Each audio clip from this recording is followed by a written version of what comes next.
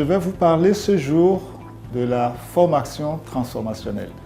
La formation transformationnelle qui est une approche de leadership collaboratif et transformationnel des équipes de santé pour avoir des systèmes de santé locaux plus résilients en Afrique. En effet, savez-vous qu'une grande proportion d'enfants, plus de 40% en tout cas d'enfants africains, vivent dans une extrême pauvreté et que cette proportion est passée de 54,8% en 2013 à 71% en 2022 et que chaque seconde, 60 personnes sont plongées dans la pauvreté à la recherche de la qualité des soins.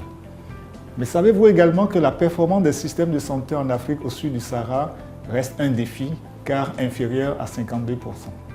Et que malgré une amélioration de l'utilisation des services de santé en Afrique, la qualité de soins reste un défi énorme dans beaucoup de nos pays, dont la République du Congo où je suis en ce moment. Ce qui fait que la mortalité maternelle et celle des nouveau-nés a du mal à baisser rapidement dans beaucoup de nos pays, malgré les différents financements qui sont injectés pour le renforcement des systèmes de santé. À ce tableau s'ajoutent de nombreuses crises, notamment les inondations, les épidémies, les catastrophes, sans oublier le changement climatique, qui vont mettre de plus en plus à rude épreuve les systèmes de santé au niveau local.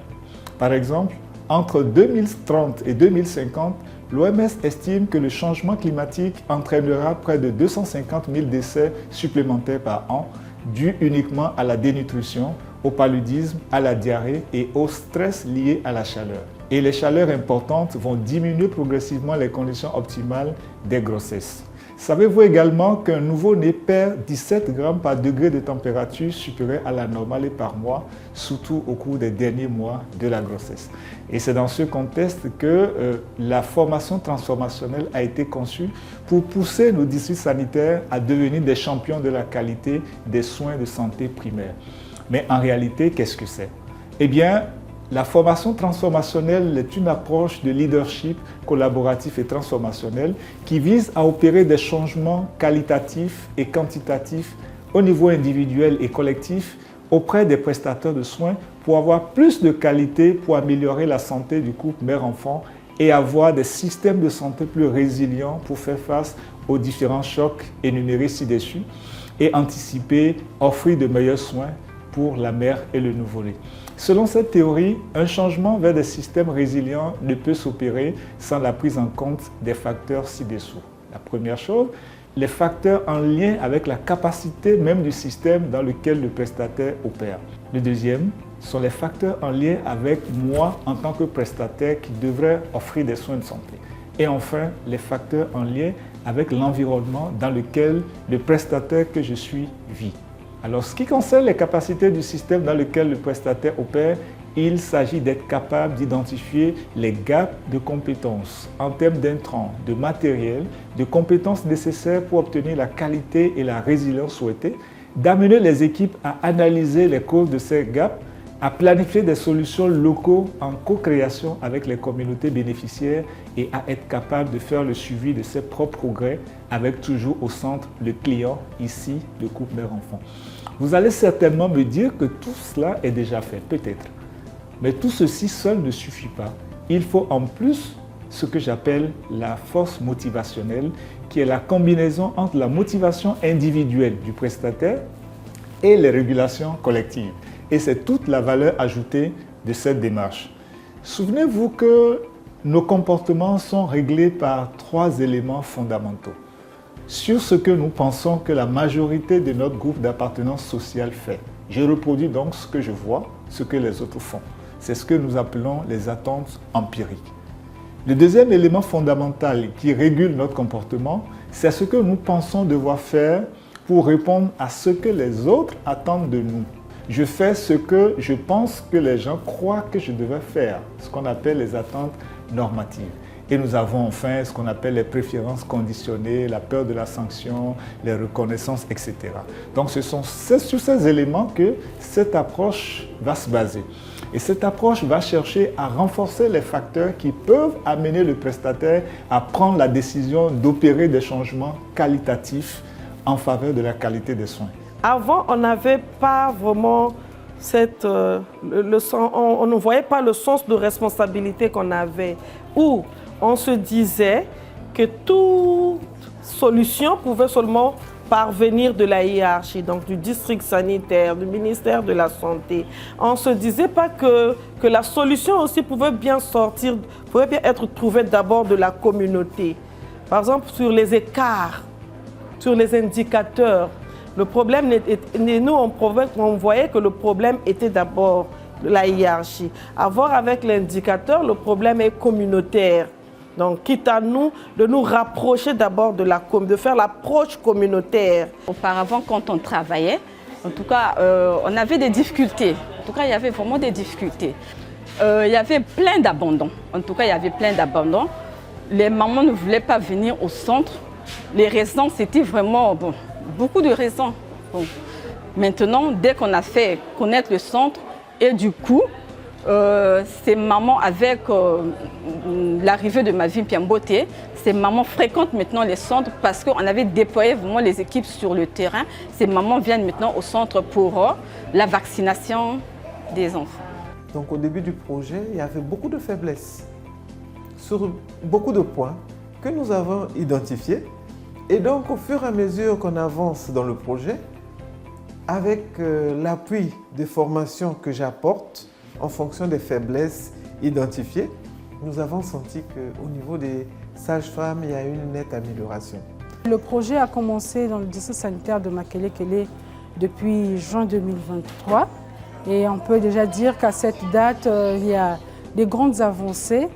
La valeur ajoutée de ce projet dans notre district, c'est que ça nous a permis d'améliorer notre esprit d'analyse, parce que dans le déroulement du projet, il y a des exercices comme l'évaluation des gaps et le monitorage décentralisé qui nous permet de comprendre les écarts qu'il y a entre ce qui devrait être fait et ce qui se fait, non seulement en termes de connaissance des agents, mais aussi en termes de matériel. Nous, dans notre quartier, il y a des bas-fonds, et dans ces bas-fonds-là, il y a des ravins. Et la population qui y vit a du mal à rallier au niveau du CECI. Et nous, quand nous partons, nous apportons les informations, nous apportons ce qu'il faut afin que ces mamans-là puissent bénéficier des soins palliatifs. Il s'agira pour nous d'accroître l'intérêt que le prestataire éprouve pour le suivi, les raisons valables et l'émotion pour s'engager à améliorer la qualité des soins en dépit de toutes les contraintes diverses que le prestataire peut rencontrer dans le cadre de ses prestations. Créer de nouvelles attentes, motiver les prestataires autour de leurs propres résultats et faire d'eux ou d'elles des leaders qui opèrent des changements qualitatifs en concertation avec l'ensemble de leur communauté, dans une ambiance pas forcément de sanctions, de sorte qu'ils et elles éprouvent du plaisir à travailler dans un environnement de limitation des ressources. Et c'est ce que nous essayons de faire à travers cette approche de la formation transformationnelle. Avant, les outils de travail, on n'avait pas la responsabilité de soigner les outils de travail. Donc, grâce à Mavin Piambote, nous sommes en train de soigner nos outils de travail. Vous allez voir partout où vous allez passer, en tout cas, les outils de travail sont bien tenus et bien soignés. Et l'infirmier également est bien propre dans sa tenue avant de faire les soins de qualité. Les soins de qualité commencent d'abord par nous-mêmes à nous soigner. Nous-mêmes d'abord, la manière quand vous me voyez, bien habillé, calot, blouse, sabot, en plus badge. Le malade que je reçois doit me connaître, doit savoir c'est qui. Ah, c'est Madame Mabiala. On doit me connaître par son nom. Moi aussi, je dois le connaître par son nom. Nous avons constaté que les familles sont vraiment très réceptives et la santé de l'enfant aussi a eu à s'améliorer. Donc nous voulons bien que ça soit pérennisé afin que nous éradiquons les maladies vraiment qui peuvent causer la mort. Nous, on a compris au niveau de l'accouchement, au niveau de la CPN, il y a tel gap. Donc du coup, nous remontons ces gaps et nous allons continuer, nous allons vraiment pérenniser ces activités-là. Nous avons appris à dépister surtout la malnutrition qu'on négligeait chez la femme enceinte et allaitante. Aujourd'hui, dès que la femme arrive, on dépiste sur la malnutrition également. C'est un aspect qu'on négligeait avant Mavin Piambote.